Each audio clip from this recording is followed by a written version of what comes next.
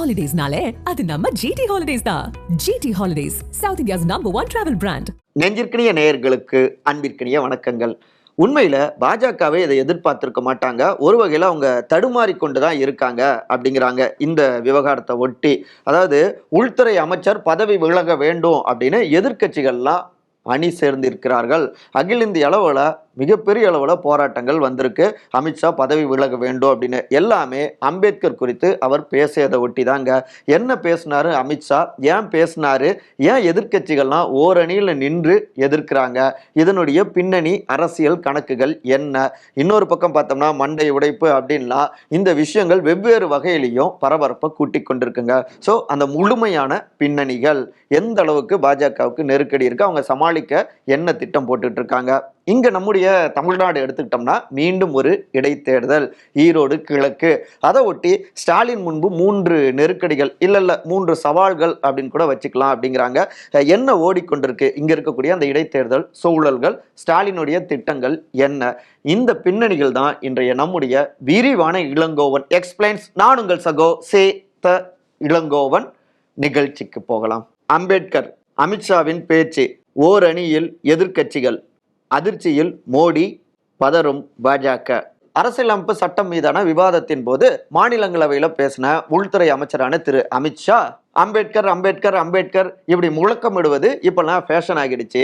இப்படி பண்றதுக்கு பதில் கடவுளுடைய பெயரை உச்சரித்திருந்தால் கூட 7 ஜென்மத்திற்கும் சொர்க்கத்துல இடம் கிடைத்திருக்கும் அப்படின்னு உள்துறை அமைச்சரான அமித்ஷா அவர்கள் இப்படி ஒன்றை பேச, இதுதான் கடும் விமர்சனத்துக்கு ஆளானது.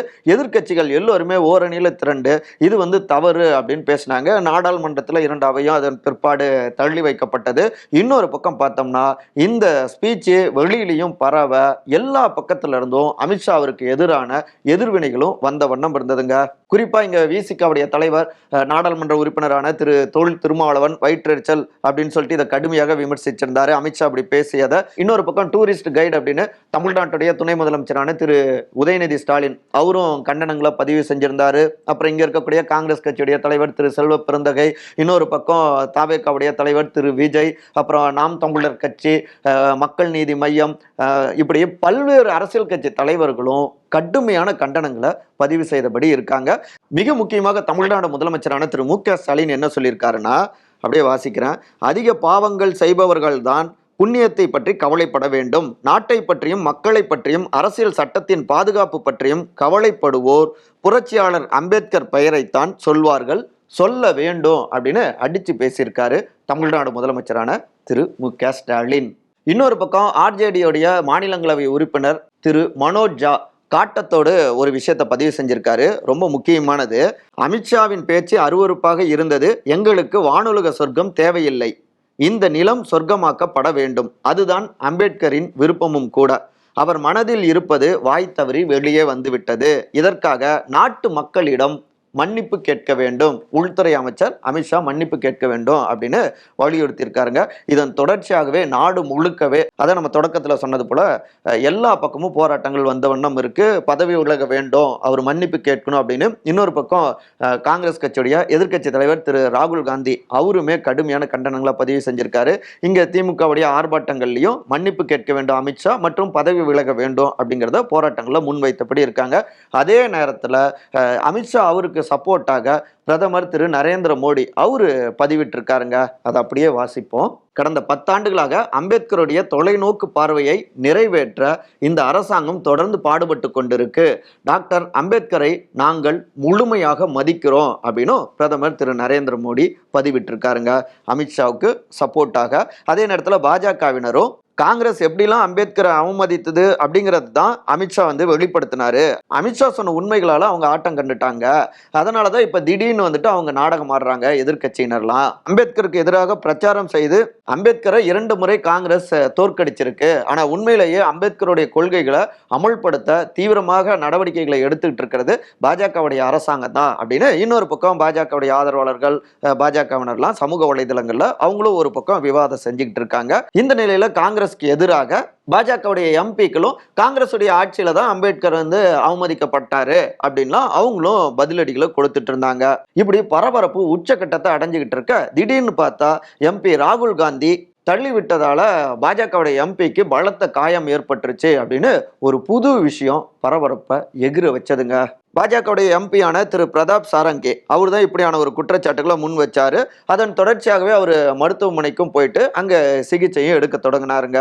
இந்த விஷயத்தை கெட்டியா பிடிச்சுக்கிட்ட பாஜக பாருங்க, இதுதான் காங்கிரஸ் எப்படிலாம் பாருங்க அவங்க அட்டாக் பண்றாங்க, எப்படி தவறா நடந்துக்கிறாங்க அப்படின்னு காங்கிரஸ் கட்சிக்கு எதிராகவும் ராகுல் காந்திக்கு எதிராகவும் நாடு முழுக்கவே பாஜகவும் தீவிரமாக களமாட முயற்சி செஞ்சாங்க. அதே நேரத்துல இதை விடாம காங்கிரஸ் கட்சியினர் உடனுக்குடன் பதிலடியும் கொடுத்தாங்க. செக் வைக்கிற விதமாக காங்கிரஸ் கட்சியுடைய தலைவர் திரு மல்லிகார்ஜுன கார்கே மற்றும் பிரியங்கா காந்தி அவர்கள் எம்பி ஆகியோரை பாஜக எம்பிக்கள் தள்ளி விட்டாங்க அப்படின்னு காங்கிரஸும் பதிலுக்கு இப்படியான ஒரு விஷயத்தை முன் வச்சாங்க. இந்த விவகாரம் இன்னொரு பக்கம் பூதாகரமாக மாற இதை ஒட்டி செய்தியாளர்கள் கிட்ட பேசின எதிர்கட்சி தலைவரான திரு ராகுல் காந்தி, நாங்க பாராளுமன்றத்துக்குள்ளார நுழைய முயன்றோம், ஆனா பாஜக எம்பிக்கள் எங்களை தடுக்க முயற்சி செஞ்சாங்க, எங்களை தள்ளி விட்டு அவங்க மிரட்டினாங்க அப்படின்னு மண்டை உடைந்த பாஜக எம்பி பிரதாப் சாரங்கி ராகுல் தள்ளிவிட்டதாக கூறிய குற்றச்சாட்டுக்கு ராகுல் காந்தி பத்திரிகையாளர்களை சந்தித்து இப்படி விளக்கமும் கொடுத்தாருங்க. யுத்த காலத்துல தீவிரமாகவே காங்கிரஸ் இறங்கி அடிச்சிட்டு இருக்காங்க. இது ஒரு வகையில பாஜகவுக்கு பெரும் குடைச்சலாகத்தான் மாறி இருக்கு அப்படிங்கிறாங்க எதிர்கட்சிகள். அம்பேத்கர் குறித்து அமித்ஷாவின் பேச்சு, எதிர்க்கும் எதிர்கட்சிகள், பின்னணியில் உள்ள அரசியல் கணக்குகள். தனிப்பெரும்பான்மையோடு 3வது முறையாகவும் ஆட்சி பொறுப்புக்கு வந்துடணும் அப்படின்னா மிஷன் 400 அப்படின்லாம் இலக்கு நிர்ணயம் செஞ்சு தீவிரமாக களமாடினாங்க. ஆனா பாஜகவுடைய எதிர்பார்ப்புகளை கனவை நொறுக்கிட்டாங்க இந்திய வாக்காளர்கள். குறிப்பாக எதிர்கட்சிகளுக்கும் தங்களுடைய வாக்குகளை ஸ்பிளிட் பண்ணி கொடுக்க தனிப்பெரும்பான்மையை இந்த முறை பாஜக பெற முடியல. கூட்டணி ஆட்சியின் மூலமாக தான் 3வது முறையாகவும் அரியணையில இருக்கு பாஜக. அதனால தங்களுடைய கொள்கைகளை அஜெண்டாக்களை மசோதாவாக கொண்டு வருவதோ இல்ல சட்டமாக முயற்சி செய்வதோ இவை எல்லாவற்றிலுமே அவங்களுக்கு கடும் நெருக்கடிகள் ஏற்பட்டு கொண்டிருக்கு. இன்னொரு பக்கம் ஓரணியில திரண்டு இருக்கக்கூடிய எதிர்கட்சிகளும் குறிப்பா இந்தியா கூட்டணி கட்சியினரும் வலிமையாக பதிலடிகளை கொடுக்கறதால இங்க பாஜக நிறைய தடுமாற்றங்களையும் சந்தித்த வண்ணம் இருக்காங்க. இந்த நிலையில தான் அம்பேத்கர் குறித்து அமித்ஷா அவர்கள் இப்படியான ஒரு பேச்சு பேசவும் அது பாஜகவுக்கு எதிராக மிகப்பெரிய அளவுல வைரல் ஆகி இருக்குங்க. பொதுவா எல்லாவற்றுக்குமே அப்படியே நேர்பட நின்று எதிர்க்கக்கூடிய பாஜக இந்த விவகாரத்துல கொஞ்சம், அதாவது டிஃபென்ஸ் தான் ஆடுறாங்க. நாங்கள் இப்படி தான் பேசணும் அப்படிங்கிற வகையில தான் விளக்கங்கள் கொடுக்கப்படுது. ஏன் பாஜக இந்த அளவுக்கு பதறாங்க அப்படின்னா, அண்ணல் அம்பேத்கர் நாடு முழுக்கவே குறிப்பாக உழைக்கும் மக்கள், ஒடுக்கப்பட்ட மக்கள், எளிய மக்கள் இவங்களுடைய ஆதரவை பெற்ற செல்வாக்கு பெற்ற ஒரு தலைவராக இருக்காரு. அகில இந்தியாவையும் அண்ணல் அம்பேத்கர் இந்த பெயர் ஓரணியில சேர்க்கக்கூடிய வலிமையான ஒரு தலைவருங்க. சோ அவருக்கு எதிரான ஒரு கட்சி பாஜக எதிராக பேசிவிட்டார் அப்படிங்கிற ஒரு தோற்றம் பாஜகவுடைய அடுத்தடுத்த அரசியல் நகர்வுகளுக்கு பெரும் முட்டுக்கட்டையாக மாறும். அடுத்தடுத்து வரக்கூடிய சட்டமன்ற தேர்தல்கள் ஆகட்டும், 2029 நாடாளுமன்ற தேர்தல் ஆகட்டும், ஏன் ஒவ்வொரு மசோதாக்களை நிறைவேற்றணும் அப்படின்னு பாஜக முயற்சி செய்யக்கூடிய எல்லா விஷயங்களுக்கும் இது தடையா மாறும். வாக்குகள்லையும் பெரும் சேதாரம் விளைவிக்கும். தங்களுடைய அரசியல் டார்கெட்டை நோக்கி அவங்க பயணத்திலும் பெரும் ஸ்பீடு பிரேக்காக மாறும்.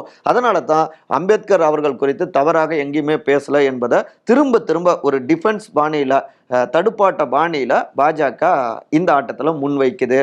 இதுதான் தருணம் அப்படின்னு எதிர்கட்சிகள், குறிப்பாக காங்கிரஸ், ராகுல் காந்தி அவர்கள், திமுக எல்லோருமே பாஜகவுக்கு எதிராக இறங்கி ஆடவும் தொடங்கியிருக்காங்க. அட்டாக் பாணியிலான அரசியலை இந்த இடத்துல முன்வைக்கிறாங்க. அதே விஷயம்தான் அண்ணல் அம்பேத்கர் அகில இந்திய மக்களையும் ஒரு புள்ளியில இணைக்கக்கூடிய ஒரு பெரும் தலைவராக, கம்பீர தலைவராக இருக்கிறார். அவருக்கு எதிராக பாஜக இருக்கு அப்படிங்கிற இந்த விஷயத்தை முன்வைக்கிறப்ப பாஜகவுடைய வாக்குகள்ல பெரிய அடி விழும். அது இன்னொரு பக்கம் அம்பேத்கருக்காக, அவருடைய கொள்கைகளுக்காக உண்மையாகவே களமாடக்கூடியவர்கள் இந்தியா கூட்டணி கட்சியினர் தான் என்கிற இமேஜும் மக்கள் கிட்ட கூடுதலாக உருவாகும். உண்மையில இப்படி பேசியது தவறு அப்படின்னு உளப்பூர்வமாகவும் கண்டிக்கிறாங்க. அதே நேரத்தில் இந்தியா கூட்டணிக்கு ஆதரவை திரட்டக்கூடிய ஒரு அரசியல் கணக்கும் இதற்கு உள்ளார இருக்கு. அதனாலதான் மிக தீவிரமாக இந்த விஷயத்துல ஓரணியில திரண்டு நின்று பாஜகவுக்கு எதிராக இருக்காங்க இந்தியா கூட்டணி கட்சியினர். இங்க திமுகவை பொறுத்த வரைக்குமே அண்ணல் அம்பேத்கர் அவருடைய கொள்கையில உறுதியா இருக்கும், சமூக நீதி அரசியல்ல உறுதியா இருக்கும் அப்படிங்கிறது தான் அவங்க தொடர்ந்து முன்வைத்து கொண்டிருக்கிற வாதமா இருக்கு. இந்த நிலையில அண்ணல் அம்பேத்கருக்காக களமாடக்கூடியவர்கள் நாங்கள் தான் அப்படின்னு பல கட்சிகளுமே களத்துல இருக்காங்க. குறிப்பாக சொல்லணும்னா அம்பேத்கர் தான் எங்களுடைய கொள்கை தலைவர் அப்படின்னு இப்ப லேட்டஸ்டாக தவேகாவுடைய தலைவர் திரு விஜயும் குறிப்பிட்டிருக்காருங்க. ஸோ அம்பேத்கரை புதிய சக்திகளும் இளம் சக்திகளும் கையில் எடுப்பது இளம் வாக்காளர்கள் கிட்டையும் பொதுமக்கள் கிட்டையும் திமுக கிட்ட இருக்கக்கூடிய ஆதரவையும் ஸ்பிளிட் பண்ணி இன்னொரு பக்கம் புதிய சக்திகள் பக்கம் கொண்டு போயிடுமோ அப்படிங்கிற ஒரு அச்சமும் திமுக பக்கம் இருக்கு. அதனாலையும் கூடுதலாக, அதாவது திமுக அண்ணல் அம்பேத்கருடைய நினைவு தினம் டிசம்பர் 6ஆம் தேதி வந்தது இல்லையா, அந்த நேரத்திலும் பல்வேறு அமைச்சர்களும் தீவிரமாக அண்ணல் அம்பேத்கர், புரட்சியாளர் அம்பேத்கர் அப்படின்னு அவருக்கான விஷயங்களை எல்லா பக்கமும் கொண்டு போனாங்க அந்த தினத்துல. இப்ப அண்ணல் அம்பேத்கருக்காக தீவிரமாகவும் களத்துல தமிழ்நாடு முழுக்கவே அவங்க தென்படுறாங்க. ஸோ அண்ணல் அம்பேத்கருக்காக உண்மையாகவே களத்தில் போராடக்கூடிய ஒரு கட்சி தமிழ்நாட்டில் திமுக தான் அப்படிங்கிறத இந்த இடத்திலும் மக்கள்கிட்ட பதிவு செய்யவும் முயற்சி செய்கிறாங்க திமுகவினர். அதை ஒட்டி தான் சீனியர் அமைச்சரான சட்டத்துறை அமைச்சரான திரு ரகுபதி ஒரு விஷயத்தை பேசியிருக்காரு. அண்ணல் அம்பேத்கரை அவமானப்படுத்திய அமித்ஷாவை கண்டிக்க கூட வேணாங்க, வலிக்காம வலியுறுத்தவாது செஞ்சிருக்கலாம்ல, அதற்கு கூட மனம் இல்லாம அமைதியோ அமைதின்னு ஒருத்தர் ஆழ்ந்த உறக்கத்துல இருக்காரு, வேற யாரும் இல்ல, எதிர்கட்சி தலைவரான திரு எடப்பாடி பழனிசாமி அப்படின்னு நையாண்டி பாணியில அட்டாக் செஞ்சு பேசியிருக்காரு சீனியர் அமைச்சர் ரகுபதிங்க. அதோடவும் நிறுத்திக்கலைங்க, யார் கண்ணிலும் படாம பதுங்கு குழியில பதுங்கி கொண்டிருக்கும் பழனிசாமியை கண்டால் யாரேனும் கேட்டு சொல்லுங்கள், அம்பேத்கர் யார் என்றாவது அவருக்கு தெரியுமா என்று அப்படின்னு விடாம அவரையும் இதுல இழுத்திருக்காரு அமைச்சர் ரகுபதி. அதாவது பிரதானமான எதிர்க்கட்சி நாங்க தான் மக்களுக்காக போராடுறோம்னு சொல்ற அதிமுக ஒரு உண்மையான தலைவருக்காக களமாடவில்லை. அப்ப பாஜகவை பார்த்து அவங்க பயப்படுறாங்க. ஆனா பாஜக கண்டு பயம் இல்லாம எதிர்க்கக்கூடிய கட்சி திமுக தான் அப்படின்னு இங்கேயும் ஒரு குட்டு வைக்கிறாங்க. இப்படி பல கோணங்கள்லயும் இந்த விவகாரத்துல அரசியல் கணக்குகளும் இருக்குங்க அப்படிங்கிறாங்க கூர்ந்து கவனித்து கொண்டிருக்கிற அரசியல் விமர்சகர்கள். மீண்டும் ஓர் இடைத்தேர்தல், 3 சவால்கள், சமாளிப்பாரா ஸ்டாலின்? ஈரோடு கிழக்கு சட்டமன்ற தொகுதி மீண்டும் ஒரு இடைத்தேர்தலை சந்திக்க இருக்குங்க. ஒரு எம்எல்ஏ உயிர் இழந்துட்டாருன்னா, மறைந்து விட்டாருன்னா அந்த தொகுதிக்கு 6 மாத காலத்துக்குள்ளார இடைத்தேர்தல் நடத்தணும் அப்படிங்கிறது விதிங்க. ஸோ அதை ஒட்டி இப்போ இடைத்தேர்தல் விரைவில் நடக்க இருக்கு. அநேகமாக 2025 அடுத்த ஆண்டு, இன்னும் கொஞ்ச நாள் தானே இருக்கு, ஈரோடு கிழக்குக்கு மீண்டும் ஒரு இடைத்தேர்தல் வரலாம். ஏற்கனவே பார்த்தோம்னா திருமகன் ஈவேரா அங்க சட்டமன்ற உறுப்பினராக இருந்தாரு, உடல்நிலை சரியில்லாமல் மறைந்தாரு. அதன் தொடர்ச்சியாக அவருடைய அப்பா காங்கிரஸ் கட்சியுடைய மூத்த தலைவர் அரசியல் ஆளுமையான திரு EVKS இளங்கோவன் அங்க போட்டிட்டு வெற்றி அடைஞ்சாரு. ஆனா அவரும் சமீபத்துல உடல்நிலை சரியில்லாம மறைந்தாருங்க. இதன் தொடர்ச்சியாக தான் இப்போ ஈரோடு கிழக்கு தொகுதிக்கு மீண்டும் ஒரு இடைத்தேர்தல் வர இருக்கு. இந்த இடைத்தேர்தலில் யார் போட்டியிடுவார்கள் அப்படின்னு இப்போவே ஒவ்வொரு அரசியல் கட்சிக்குள்ளாரையும் பெரும் எதிர்பார்ப்பும் விவாதமே உருவாகி இருக்குங்க. குறிப்பா திமுக கூட்டணிக்குள்ளார. இதை ஒட்டி தான் முதலமைச்சர் திரு மு.க. ஸ்டாலினுக்கு ஒரு 3 சவால்கள் காத்திருக்கு அப்படிங்கிறாங்க. ஒன்று, இந்த தொகுதியில திமுகவே போட்டியிடலாம் இந்த முறை அப்படின்னு தொடர்ந்து அங்க இருக்கக்கூடிய பல்வேறு சீனியர்களும் நெருக்கடிகளை கொடுத்துட்டு இருக்காங்க. முன்னதாகவே பார்த்தோம்னா துணை முதலமைச்சரான திரு உதயநிதி ஸ்டாலின் அவர்கிட்ட இளைஞர் அணி சார்ந்தவர்களும் பலருமே திமுகவே களமாடுனா நமக்கு நல்லது, 2026 தேர்தலுக்கு ஒரு முன்னோட்டமாகவும் இருக்கும், இந்த மேற்கு மண்டலத்துல நம்ம வீக்கா இருக்கோம்னு சொல்லிட்டு இருக்காங்க, ஸோ நம்மளுடைய பலத்தை நிரூபிச்சது போலவும் இருக்கும், இளைஞர் அணி சார்ந்தவர்களுக்கு வாய்ப்பு கொடுத்தா இன்னும் பாசிட்டிவாகவும் இருக்கும் அப்படின்னு பல்வேறு தரப்பினரும் உதயநிதி ஸ்டாலின் அவர்கிட்டையும் இந்த கோரிக்கைகளை முன்வைத்தபடி இருந்தாங்க. அதே விஷயத்தை தான் டோன் மாறாம அப்படியே மு.க. ஸ்டாலின் அவர்கிட்டையும் தெரியப்படுத்தி கொண்டிருக்காங்க. இரண்டாவது, கூட்டணி கட்சியான காங்கிரஸ் அவங்களுக்கே அந்த தொகுதியை கொடுக்கணும் அப்படிங்கிறது தான். இதுல காங்கிரஸ் கட்சிக்குள்ளாரையும் சில சலசலப்புகள் இருக்குங்க. என்ன அப்படின்னா, இளங்கோவன் அவர்களுடைய 2வது மகன் திரு சஞ்சய் சம்பத் சமீபத்தில் தான் முதலமைச்சரை சந்தித்து தன்னுடைய தந்தைக்கு அரசு மரியாதை கொடுத்ததற்கு நன்றி தெரிவிச்சிருந்தாரு. ஸோ அவங்களுடைய குடும்பத்தை சார்ந்தவங்களுக்கு சீட் கொடுக்கலாம் அப்படின்னும் சீட்டு எதிர்பார்ப்பு அந்த பக்கத்துல இருந்தும் இருக்குங்க. ஏன் அப்படின்னா, இளங்கோவன் அவர் போட்டியிடுவதற்கு முன்பாகவே என்னுடைய 2வது மகனுக்கு இந்த தொகுதியை கொடுங்க அப்படின்னு தான் இளங்கோவன் அவர் அப்ப கோரிக்கைலாம் வச்சிருந்தாரு. ஆனா அவருக்கு உங்க பையனுக்கு இன்னும் நிறைய காலம் இருக்கு, நீங்க போட்டியிட்டாதான் நல்லா இருக்கும் அப்படின்னு அப்ப காங்கிரஸ் தலைமை தெரிவிச்சாங்க. திமுகவும் கேட்டுக்கிட்டாங்க. அதனால EVKS இளங்கோவன் போட்டிட்டாரு. ஸோ இப்போ அதே எதிர்பார்ப்போடு அவருடைய 2வது வாரிசுக்கு அந்த தொகுதியை கொடுக்கலாமா அப்படின்னு ஒரு எதிர்பார்ப்புகள் இருந்துட்டு இருக்கு. ஆனா சென்டிமெண்டாகவே இது வேணாமே அப்படிங்கிற குரல்களும் காங்கிரஸுடைய சீனியர் தலைவர்கள் கிட்ட இருந்தும் எழுந்த வண்ணம் இருக்குங்க. வேற யாருக்காவது அந்த தொகுதியை ஒதுக்கலாம் அப்படின்னு காங்கிரஸ் கட்சிக்குள்ளார ஒரு டாக்கு. மூன்றாவதாக அதிமுக இந்த தொகுதியை எந்த அளவுக்கு கவனிச்சிட்டு இருக்காங்கன்னு தெரியல. ஆனா பாஜக தீவிரமா இந்த தொகுதியை அவங்களும் கவனிக்கலாம் அப்ப இந்த தொகுதியில பெரிய மார்ஜின்ல வெற்றியை பெற்றாதான் மக்கள்கிட்ட ஆளுங்கட்சி மீது பெரிய அதிருப்தி இல்லை என்பது ப்ரூவ் ஆகும். ஏற்கனவே விக்கிரவாண்டி தொகுதி இடைத்தேர்தலில் திமுக வெற்றி அடைஞ்சாங்க. இருந்தாலும் அதிக மார்ஜின் தான் ஸ்டாலின் அவருடைய ஆட்சி மீது ஒரு நம்பிக்கையை கொடுக்கும். ஸோ இப்படி 3 முக்கியமான சவால்கள் ஸ்டாலின் அவருக்கு இருந்துகிட்டு இருக்கு. குறிப்பா திமுக இந்த தொகுதியை எதிர்பார்த்தாங்கன்னா 2026 தேர்தலுக்கு இன்னும் ஓராண்டு தான் இருக்கு. அது கூட்டணி கட்சிக்கிட்ட அதிருப்தியை உருவாக்கும். அந்த இடத்துல அது ரிஃப்ளெக்ட் ஆக வாய்ப்பு இருக்கு. காங்கிரஸ் மன கஷ்டப்படலாம். அதனால அந்த முடிவுக்கு போக வாய்ப்புகள் குறைவு.